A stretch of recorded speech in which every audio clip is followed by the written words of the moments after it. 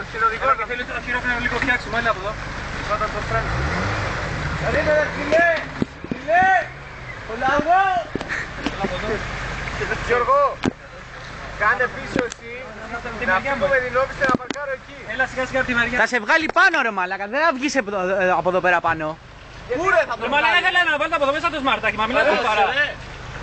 Δεν θα βγεις Νικό. Αυτό που έκανες να το πληρώσεις, Εγώ. Δεν πρέπει να σας μπροστά. Σε έχω γαμίσει. Σε έχω γαμίσει μαλάκα. Σε έχω γαμίσει. Έβαλες μπροστά το ψηλό γιατί. Για καλύτερα, είναι έμπειρος έλεγε. Πες εσύ μέσα και πάτα το φρένο, ρε. Ρε.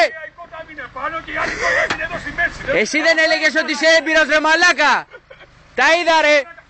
Λοιπόν, θα περάσεις από εδώ. Θα περάσω. Έλα ρε μαλάκα, εγώ χάνω την κουστάρις. Άμα περάσεις, εγώ χάνω την κουστάρις. Θα περάσω ρε μαλάκα.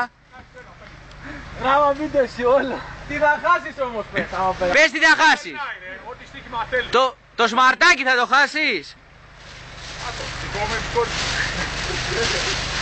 Άντε ρε, μην τελείωνε με αυτή την μαλακία μπροστά. Περίμενε ρε φίλε, έχω δουλειά να κάνω. Έλα τράβαμε να βγω πάνω ρε.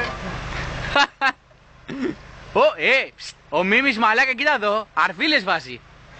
Μαλάκα έχει και λάστιχα αυτό, θα βγει. Μαλάκες, ο Μίμης θα μας σώσει τελικά. Τελικά το τέλειο θα την κάνει δουλειά, μάγκες.